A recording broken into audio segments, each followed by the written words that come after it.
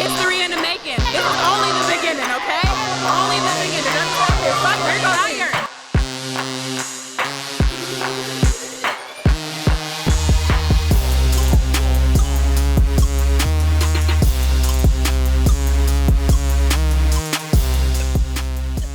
This was a peaceful protest that's going on here right now.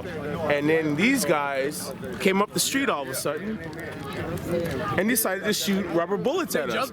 And they shot their little rubber bullets. Even I got hit in the leg with one. And I'm just out here as an old dude just recording shit and making sure that our business down on East Lake Street or West Lake Street is protected and seeing how it's being protected. I ain't got no business being out here, but after 2 days of seeing this chaos and the lack of our government involvement, I was like, no. I need to get out there and make sure and see what the fuck is going on. But now that I get out and see what's going on, I realize why the 3rd precinct was burnt down.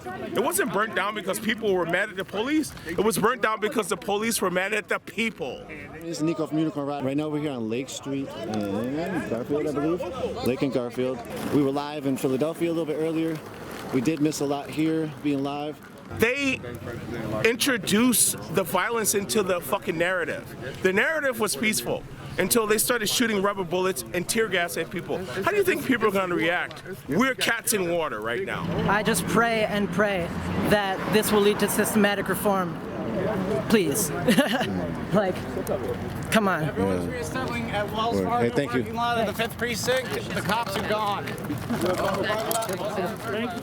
It doesn't look like the police have left.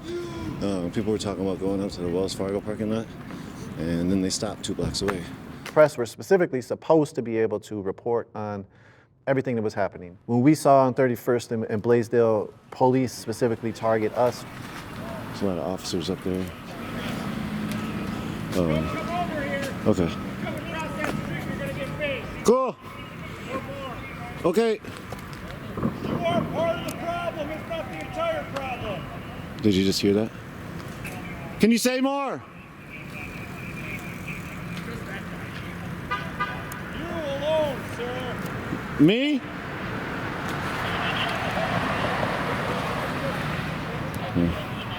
I'm gonna move on from these guys.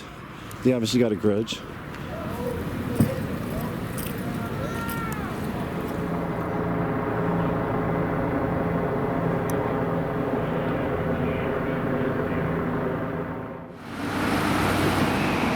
These are all filled with riot cops. Those were National Guard, National Guard,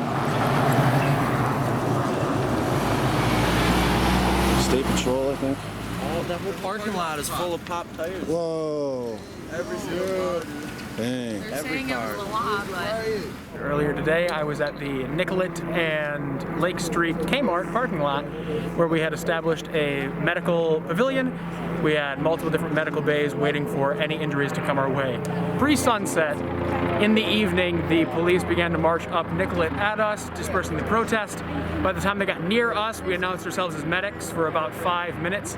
They began to launch rubber bullets and tear gas into our facility. Where there was no other protesters. Where there were no other just protesters. us medics in there. Exclusively medics and those who had been wounded, where we were catering to their needs.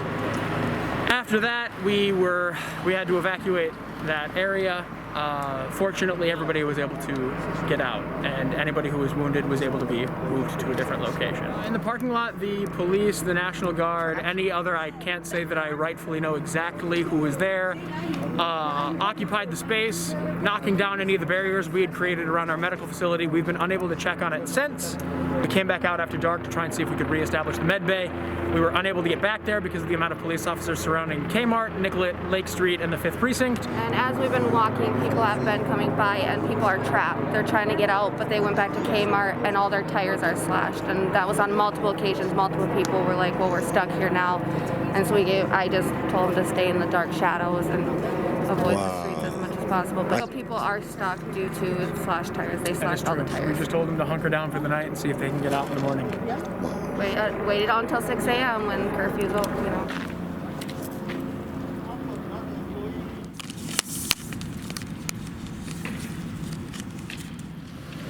Here is downtown.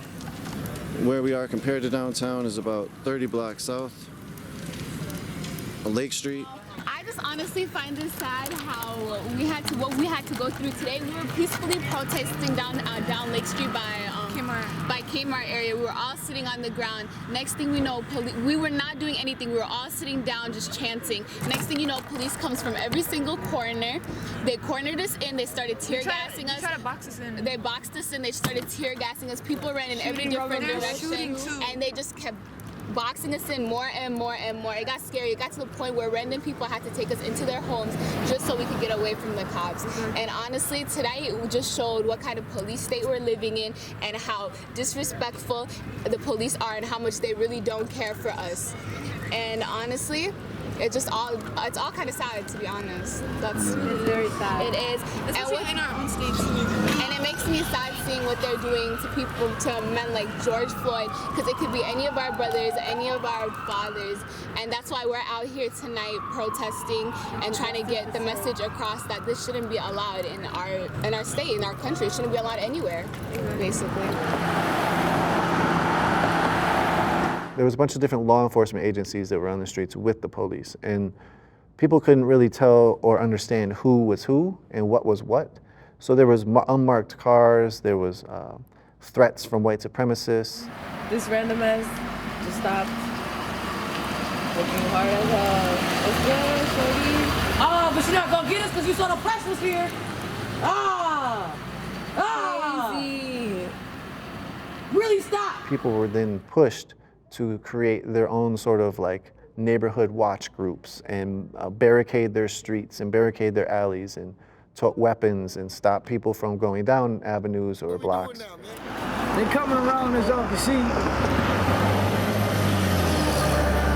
SWAT rescue coming down right now. We out here. You know what I'm saying? We still out here. But like we said, it's unfortunate how that human life was taken. Now, what's so fortunate is how we brought the humanity out of each other when we giving it to our neighbors at the same time. When we building with each other at the same moment.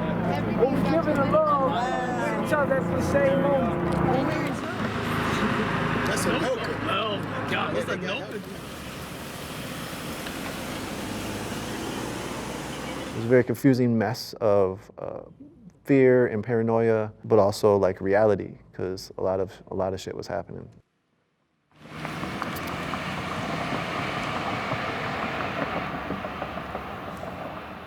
No justice, no peace. Prosecute the police. No justice, no peace. Prosecute the police. Cali all the way to Minnesota. I can't breathe because your knees on my neck. Massive crowd up here on 38th in Chicago, the vigil site. The community has come together and provided a lot of Free food, free water. A lot of food and water. I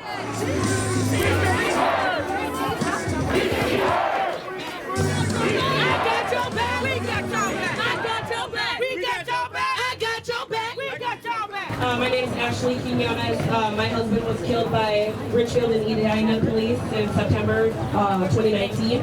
Jamar Clark's family here. This is Isaac Aiden's family. Mike Freeman, it's been 30 years. You prosecuted one officer. You have denied our families justice for the ones we love. My son got killed July 26, 2016 by the most notorious gangbanging force, police officers, Los Angeles Police Department. Say his name! Say his name! Say his name! Hi, my name is Dion Smith. I'm from Stockton, California, and I came to stand in solidarity with all of y'all. My son named James Rivera was 16 years old. He was unarmed, shot 48 times, 18 entered his body, and they used AR-15s.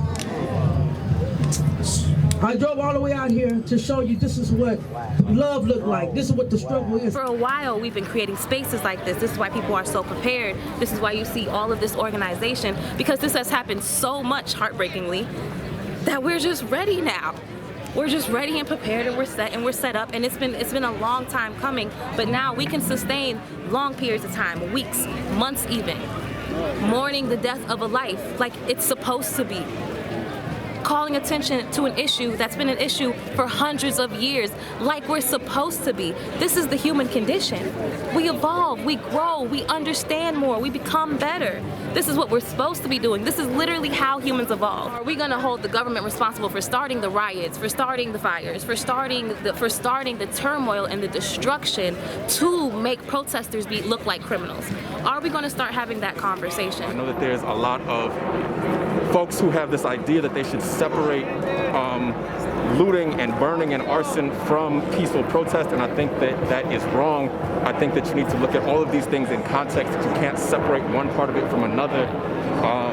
And what we've seen out here has been beautiful in that it has sparked actions all over this country in a way that I don't think we've seen at least since the 60s. And I think that in any movement, in any part of the world, there are going to be numerous factions that are involved in uprisings, and not all of them are on the same page, but they are all forming the story.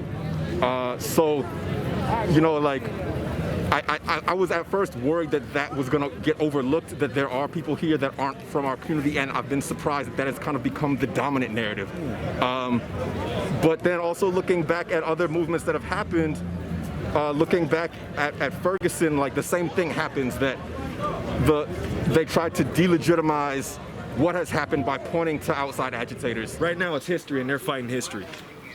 That's how bad they don't want to let go. Minneapolis, St. Paul, other cities across the country are burning. Yep. The world is starting to rise up against it. Yep. Because they smell it. It's different. It's change. They Fuck never should Trump. have did that to him. I went to school down the street right there at Wilder. I went to Central right there. My grandmother lives up the street. This is my aunt's house. This is our neighborhood. It's our leadership's fault. That's all I gotta say. We all are one. Color ain't mean nothing. I got eyes, you got eyes. I got nose, you got nose. You got foot, I got foot. You got hands, I got hands. If you put hands on me, I'm gonna put hands on you. Yeah, and that's what's happening right now. Quit all that. Quit putting hands on folks. Yep. And you just keep putting hands on black folks. What's wrong with you? Now. They're doing it right now. Feel me? They ran so okay. quit all that shit. It looks like the police chief kneeling.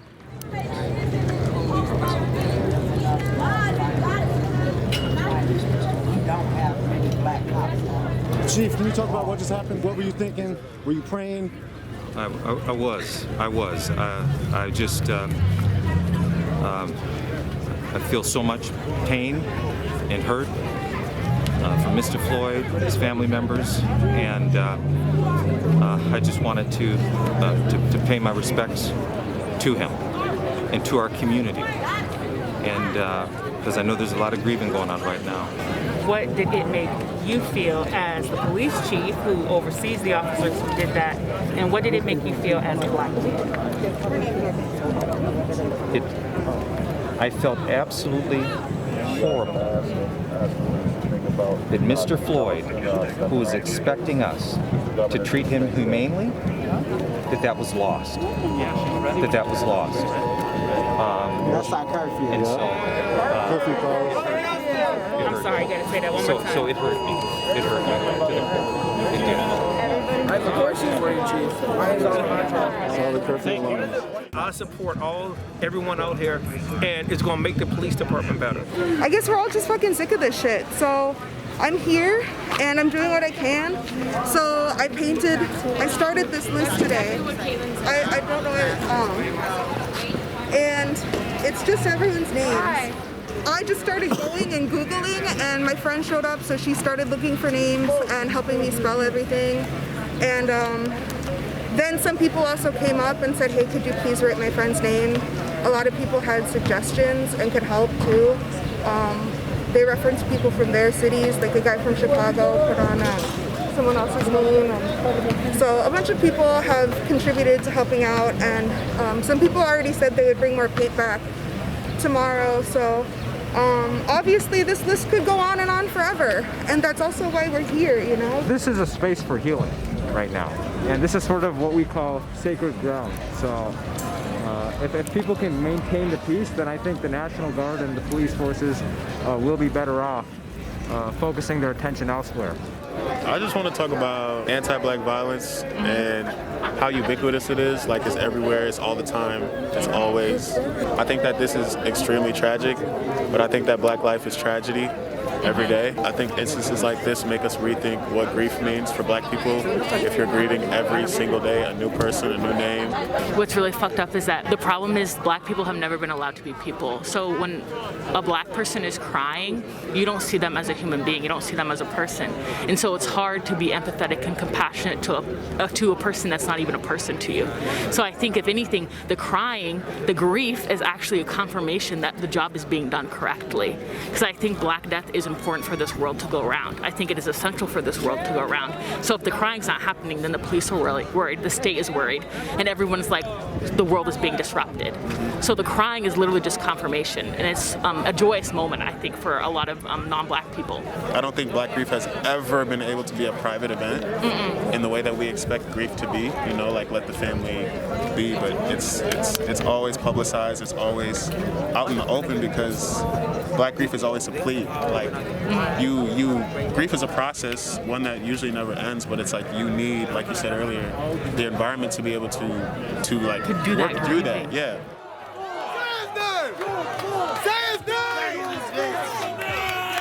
Fuck they talk about George Floyd. Fuck they talk about justice.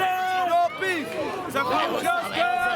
We had to walk all the way downtown, and then army men started hopping out the trucks, right? So we all started running, but then we regrouped. We started walking all the way this way. We just linking up with the rest of the crowd. We just trying to be safe. You feel me? We were there when our semi-truck ran past a bunch of people. That was crazy. So we were all kneeling. It was at least like, I want to say, a good 10,000 of us. Wow. Yeah, literally all kneeled down. But I was like, kind of towards more the edge where I could easily just jump off. Next thing I know is like, I want to say like 5 minutes go by, a semi pickup truck, just full speed, literally full speed, trying to kill people. I slowed down kind of, he stopped, tried to run out, and then a bunch of us just came. Yeah, pulled him out. Started beating up, boom, boom, boom. Was people injured? No, actually nobody got hurt, I think. He got hurt. Yeah, a lot of people were able to jump out the way, so that was thankful. Police came out there, started tear gassing and trying to get people away from obviously what happened and stuff like that, but this was crazy. The driver then wasn't even put in handcuffs and was put into the back of the car and ushered away to jail where he sat maybe one day, had some explanation. He's a white man, he got out with no charges.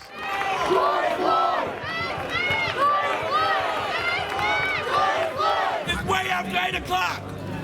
We're not going nowhere until we're ready to go home. We're grieving, we're hurt. We have the right to hurt somewhere safe, and that's here. That's here. Together.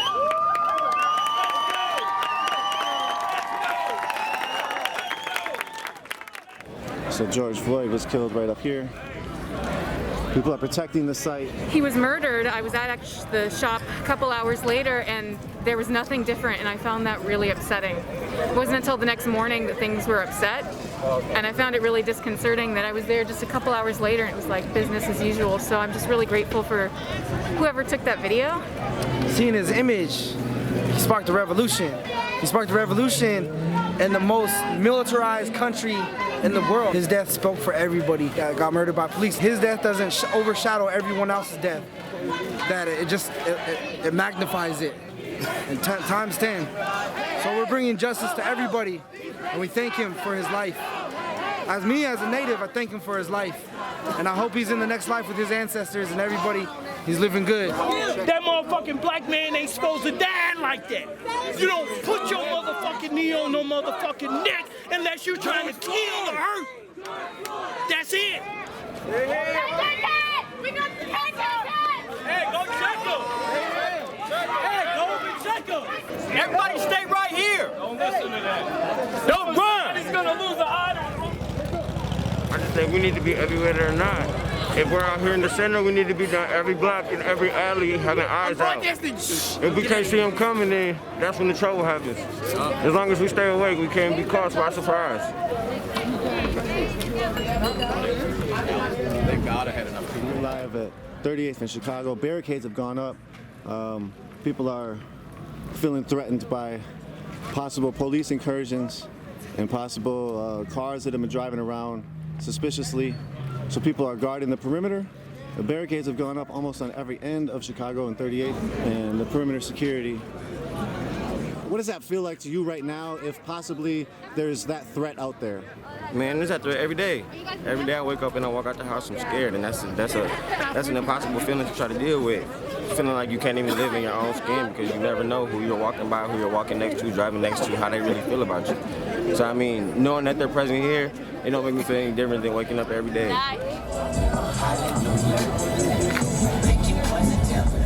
We're gonna hold this down. They got an army, we got our own army. It don't matter. They want to call this the United States. It's not the United States. We're not with the system. We are showing them how united we can actually be. So as of that, we're gonna be careful and be aware. And to be aware is to be alive. So be careful out here in every state.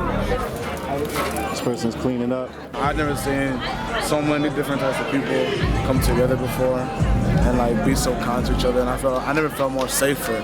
The media makes it seem like it's going crazy and it's firing and everything. The city's so dangerous. Even my family, I live in the suburbs, so they think that it's so dangerous and stuff. I'm like, dude, I feel more safe than I ever have, especially at nighttime. No justice! No peace! No justice! No peace! No justice! This is not only nationwide, but worldwide. We, right here, set the example. Say his name! George Floyd! Say his name! George Floyd! Say his name! George Floyd! Say his name! George Floyd! No justice! No peace! No justice! No peace! I love every last one of y'all. We're out here, we have 12 families that's out here today that lost their loved ones at the hands of police here in the state of Minnesota. We are calling for the governor to meet with us. Dear God, let the politicians see the bigger side and not a side of political versus community, but a side versus right versus wrong. Right versus wrong, this is wrong. The whole damn system is guilty as hell. Indict, convict, send those killer cops to jail. The whole damn system is guilty as hell.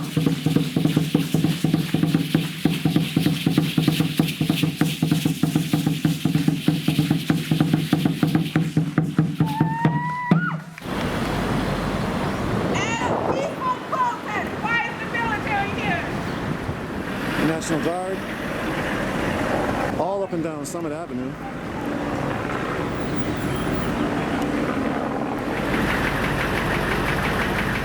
You from St. Paul? Yeah. You ever seen anything like this on your street? Not at all. This is crazy.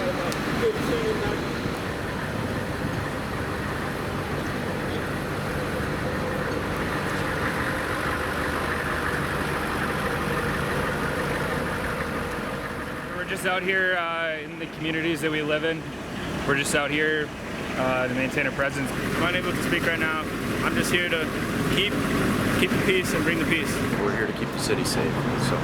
If you're against police violence, police brutality, get action! Are you going to post for the picture? Put your mouth down! You won't come over, you won't say anything else? That's what I say! It doesn't really fucking matter, does it? You just want your goddamn fucking photo up, don't you?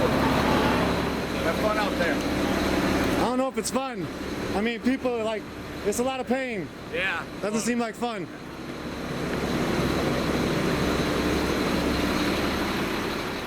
In front of the mansion, Governor Tim Walz is coming out now. That is incompetent, who we know has misled the public, who we know has never held a single cop accountable. What made you come out? He killed a white woman. Voices need to be heard. And as we said, the murder of George Floyd has shook the world, and it's the conscience of Minnesota. This is our responsibility. Not only is Mike Freeman not qualified to take on this case, he needs to first resign.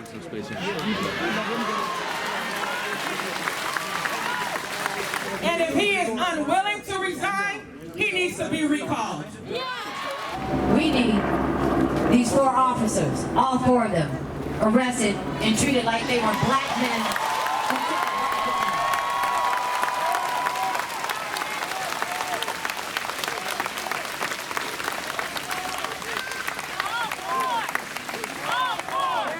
for?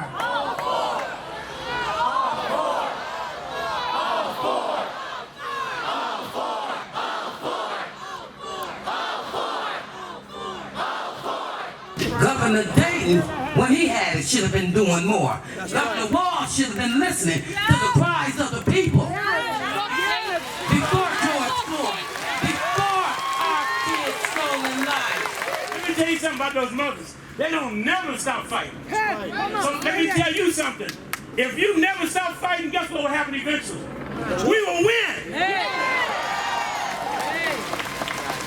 I'm going to tell you that again. If you keep on fighting, if you keep showing up out here, don't let nobody tell you that protests don't work. Don't let nobody tell you all kind of protests work. They tore up a little something, all of a sudden they sent us one of the cops. But that we ain't satisfied with one of ours.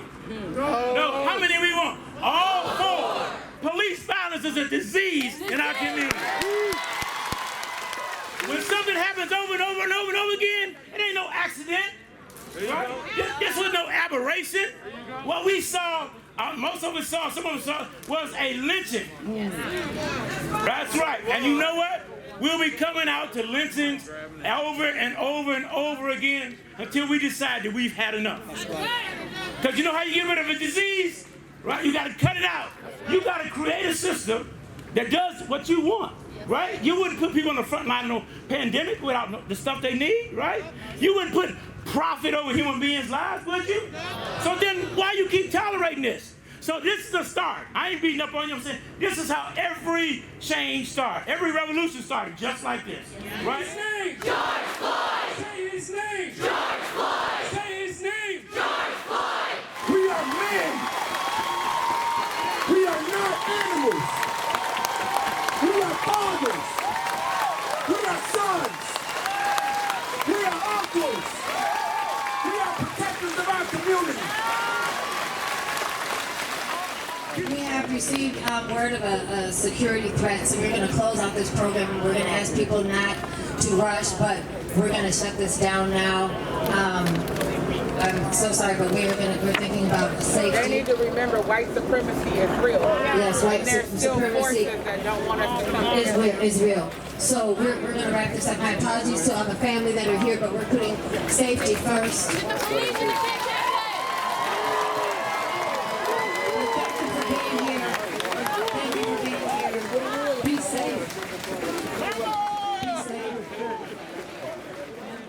They've been shooting our protesters. The police have been starting violence. If you're more worried about a burning building than a black life being taken, please leave. If George Floyd don't get it! This is a student-led peaceful sit-in. They came together by a group of high school graduating seniors. We saw everything that's happening in this country and in our hometown, and we figured it was time to make a change. So we organized this event.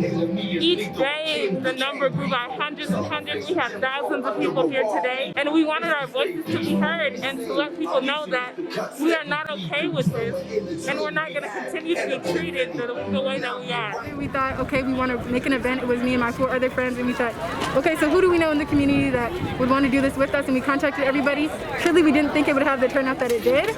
We were very surprised and very just excited that so many people wanted to support what we were doing and having the youth speak out, because I feel like a lot of people didn't expect us to be high school students that have just graduated and creating this event and really having it be really successful. Putting it all together was very tiring, from hearing things in the news from right to left, other cities going through things.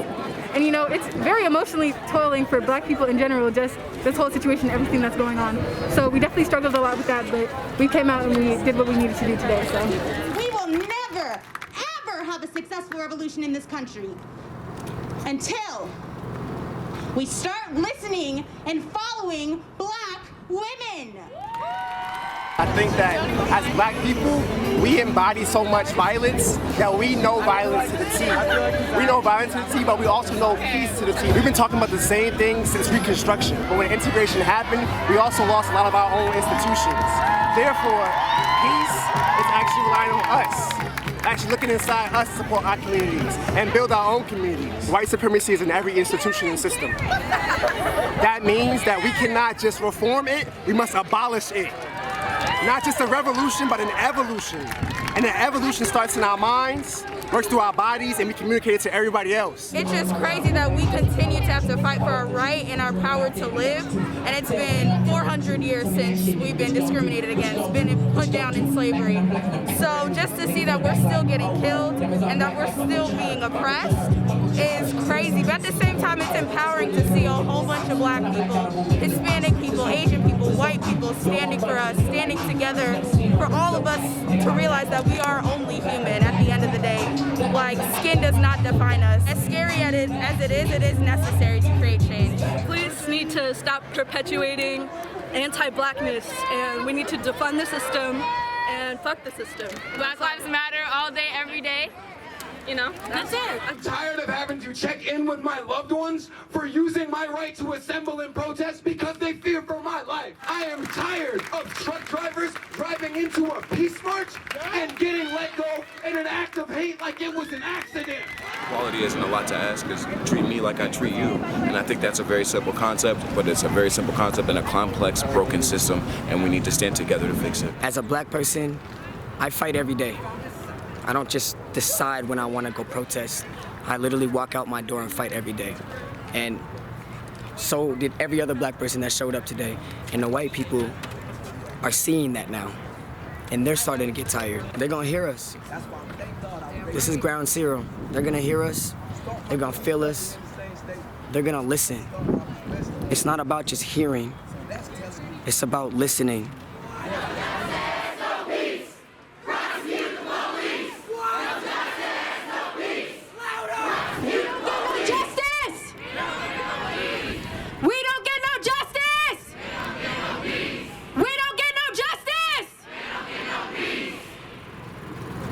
No justice, no peace. See a bunch of officers getting in their little truck. National Guardsmen, I should say. If George Floyd don't get it, shut it down! If George Floyd don't get it! I mean, there's been many, many people who have been murdered by the St. Paul police, but we have never kicked up a movement. And when Marcus Golden was murdered, Monique kicked up this movement. So y'all give her a round of applause, because without her, we would not be where we are right now. So when I say Marcus, you say Golden. Marcus! Golden! Marcus! Golden! Marcus! Golden! Marcus! Golden! Marcus! Golden! Marcus! Golden! Marcus! Golden! Marcus! Golden! Marcus! Golden! This is some of the people killed by St. Paul Police. And I want to call their name. I haven't updated this list, but this is some of them. No justice, no peace. Prosecute the police, fuck 12. Prosecute the police! No justice! No peace! Prosecute the police! No justice! Prosecute the police! No justice, no peace! Today, we are here to demand that our stories are relevant, and that they are portrayed accurately and true. Bob Crow's wife has been reporting on all kinds of brown and black murders from the police point of view and from the police profiling level.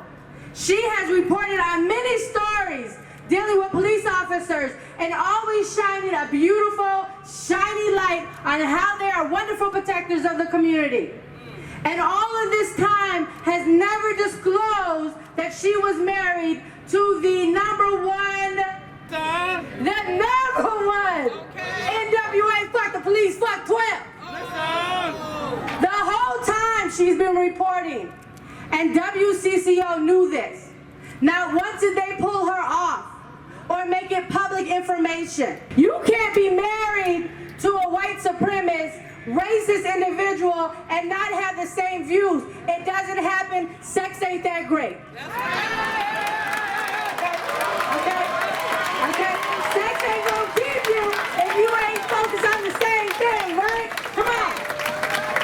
So today, we are demanding that WCCO, ABC, Fox News, every news station in the state of Minnesota and nationally start representing us right. That's right. Today is a new day. We're demanding that Liz Collin be fired by WCCO for her participation in perpetuating pro-police narratives and giving her husband a platform. We're also asking for there to be more balance in reporting so that they stop demonizing victims and they start telling the truth about killer cops. We want more racial sensitivity training for everyone who works at these news stations. And then we want to see more black people behind the camera, in front of the camera, and as executive producers.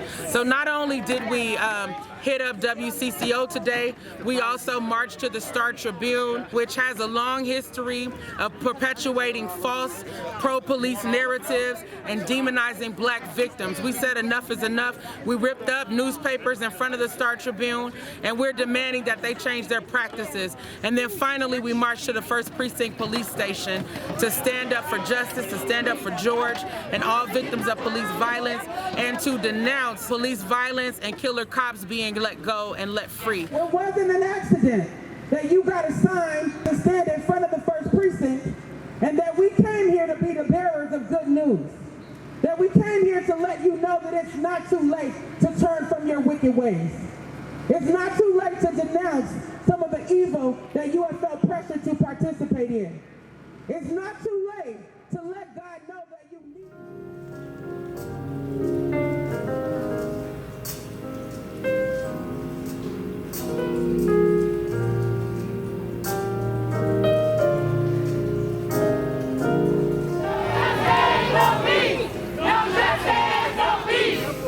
Prosecute the police! No justice, no peace, you say! Prosecute the police! No justice, no peace, you say! Prosecute the police!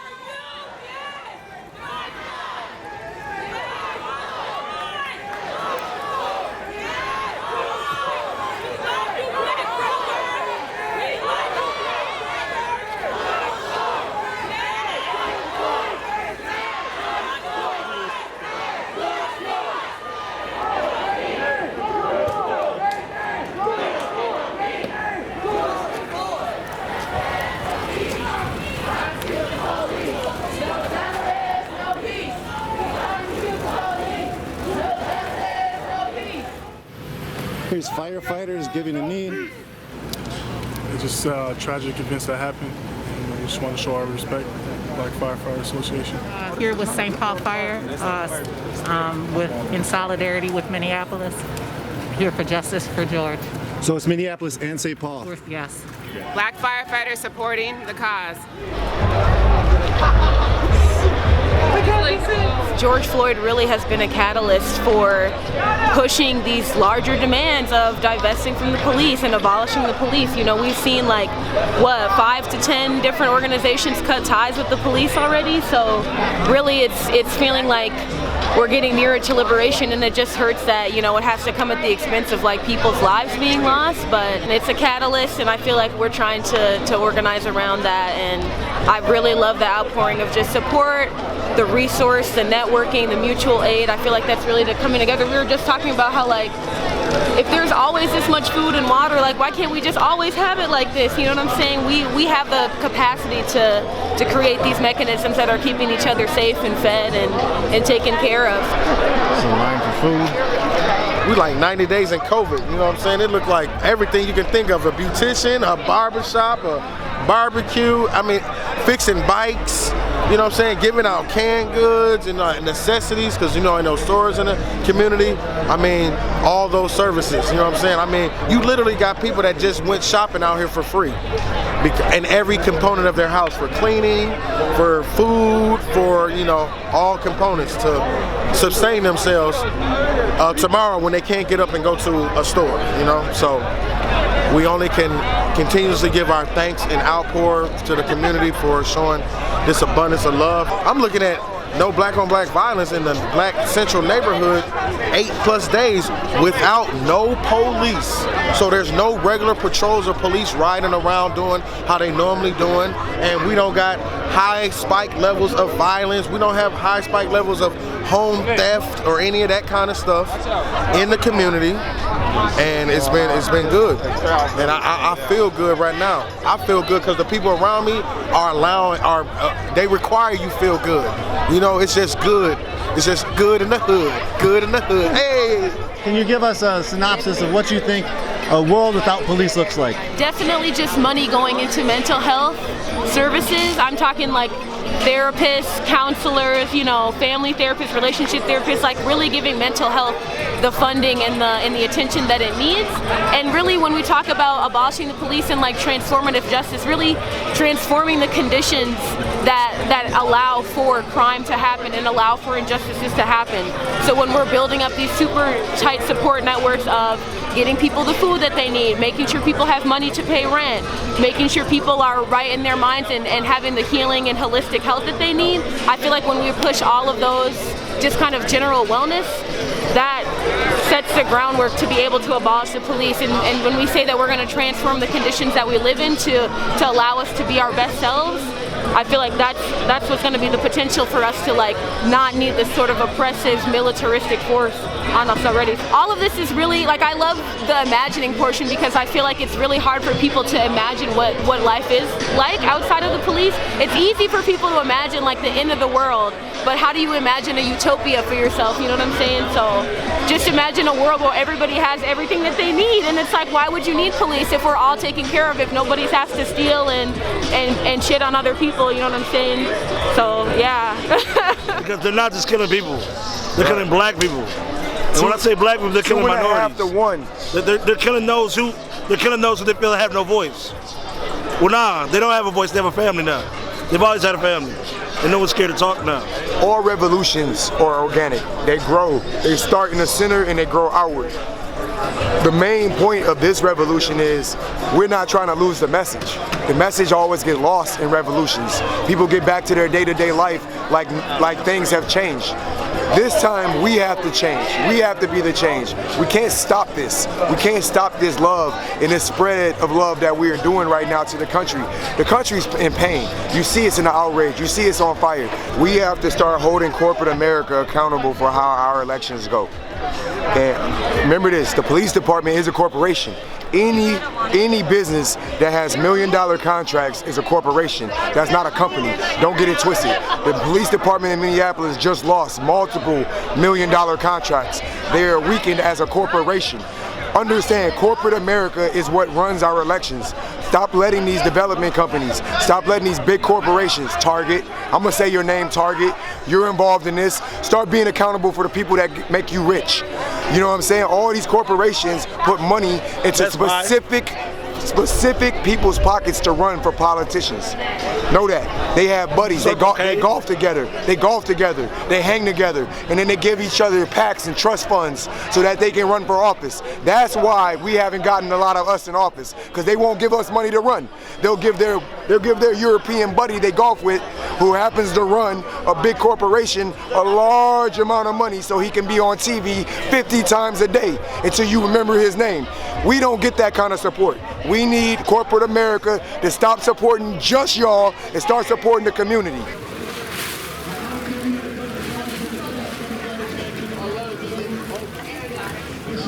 What you doing right now? What's happening? We're preserving the flowers, protect the flowers. Yeah, trying to get the flowers on the side.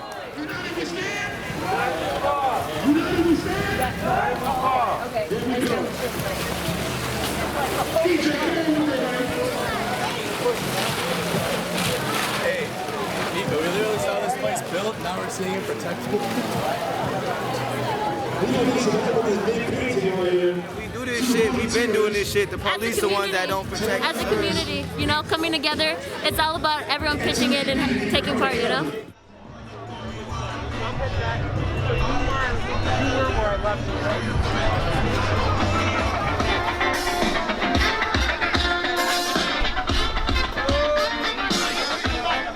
It's what community is supposed to be. You know, everyone taking care of everyone. And then I got some bubbles here for kids that come by, so we can. Started with just one table, and then I went from this table to having that table and that table, and then all those tables over there. This canopy, and that canopy right there. And then we just do live Facebook posts to ask for donations. People have been sending money to the Venmo, or they've been sending supplies, they've been coming themselves and coming to volunteer and help out and organize and pass things out. It's just been a lot of community effort to put this all together. But yeah, it just started with the one table, and then a lot of just asking for help. And people answer that call time and time again. As bad as Mr. Floyd's death was, the outcome of it, how everybody's coming together, how communities and like people are having conversations, I think that's so important because this country lacks communication skills. And I think if our country could act like how this block is acting, we wouldn't have half the problems we have today. I love it. It's great. It just seems people happy and being able to help out because the Cup Foods is closed, and any way that we can help out like that, that's love, and love is the most powerful thing, and the only way that we can do this together and beat this systemic racism together is by love and communication. Assalamu alaikum, everybody. We know that as Muslims, a lot of us have been here protesting, but we wanted to make sure visually that we were seen and heard, and that we are uplifting the people in our community, and that as a larger community, we are coming together and we're standing for the right thing. We're gonna have poetry, we're gonna have song, and this is us coming together as a community, paying our respect, uniting. I know firsthand what it feels like to have a loved one killed by the police, get no answers, protest nonstop, and still get no results. So the reason I'm out here today is justice for George means justice for Ishaq and all victims of police brutality. Within the last week, we've been able to accomplish something we haven't since like the whole history of Minnesota. So in the last week, we got the first white officer to ever be arrested in the state of Minnesota. This is Fatima Ikar. Her husband is Abu Qasim Jalani, who was shot down and murdered by Minneapolis Police Department in 2002. 8 officers shot him 36 times, and they could have detained him because there were many officers on the scene, and he's one person. And they are out here supporting George Floyd and the injustice that is happening to his family. For his family, they feel their pain and they want this to end. The idea to abolish the Minneapolis Police or dismantle the Minneapolis Police hit a fever pitch about the second weekend of the uprising, to where you had Congresswoman Ilhan Omar saying it needs to be dismantled. You had a popular momentum in the mainstream calling for the Minneapolis Police Department to be dismantled and for community-led safety initiatives to take its place. Today we are saying we don't want your damn reforms. We don't want the slow dying of our communities to continue. What we want you to do is to cut the cancer so that it does not continue to spread throughout our bodies. The Minneapolis Police Department is rotten to the root. And so when we dismantle it, we get rid of that cancer and we allow for something beautiful to rise. And that reimagining allows us to figure out what public safety looks like for us. We're here live in Minneapolis in the northeast side, Bottineau Field. Both the signs are now out. Defund police, defend black lives. You see people in the background dancing. This is where the march is started. And they've wrapped around all of these blocks. So that is how much people are in this march. It's the climax of like all the intentional and strategic work that we've put into not trying to redo the trauma from the past, you know what I'm saying? Because in moments like this, shit is hectic. A lot of people get hurt in a lot of different ways, and like, how can we have spaces where we protest but bring that joy and still bring passion and fire and still get demands met and make sure that people are safe. Right here is the Minneapolis Police Union. It's the Federation Union. It looks like there's a huge banner that was dropped. The banner says, "Notice, closed for business," with a police car that's smashed up on the front, it looks like. Again, this is the Police Federation.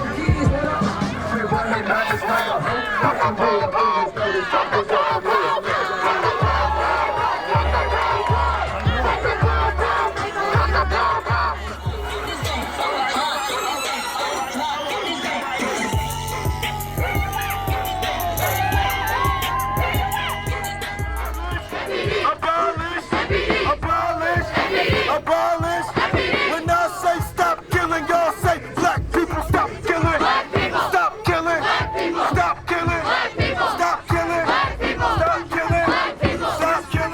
you know, I want my son to grow up. He doesn't have to worry about these type of things. You know what I mean? So hopefully this changes everything. You know.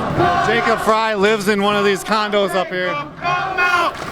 Come out, Jacob! Come out! Jacob, where you at? Jacob, where you at? Yep, and here he comes. Are you going to vow right now, this is the only question we have for you, to abolish the Minneapolis Police Department? I'm the mayor of this city. And I do have to take responsibility here. We can vote you out. I've been coming to grips with my own brokenness in this situation, my own failures, my own shortcomings, and I know there needs to be deep-seated structural reform in terms of how the department operates. A systemically racist system needs to be revamped. The police union needs to be put in its place. We need to make sure that everything from the union contract to the way that the arbitration functions to the way that our officers and the culture in the department behave. Give me that mic, give me that mic, give me that mic. Jacob Fry, we have a yes or no question for you. What'd you say? What'd you say? Louder one more time. Louder. Louder. I do not support the full abolition of the police. He said, I do not support. He said, I do not support the full abolition of the police department. And somebody threw a bottle at him.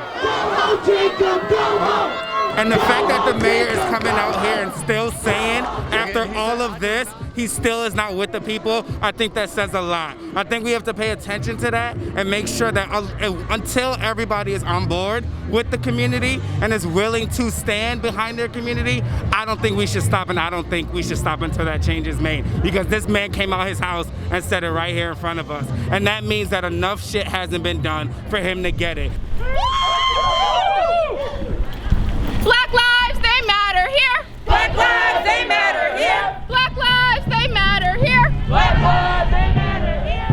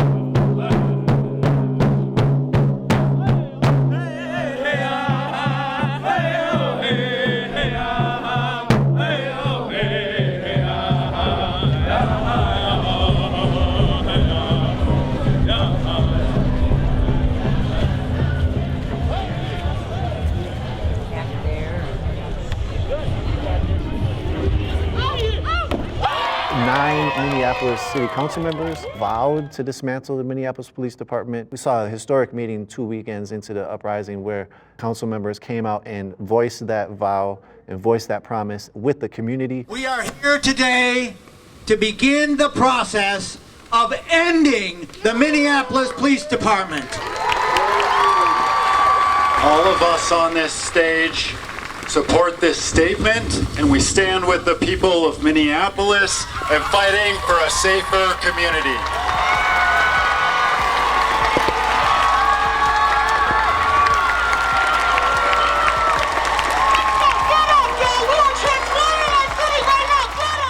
After weeks of protesting, weeks of black and brown organizers bearing their soul, what we just witnessed was the Minneapolis City Council announcing to all of us, to the world, live stream, that they are going to dismantle the Minneapolis Police Department and replace that with transformative, community-led safety.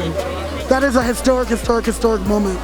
This is the beginning and not the end. And what we're waiting for and what we're going to be pushing for is continual transformation into safety-led solutions and forevermore the indefinite defunding of the police.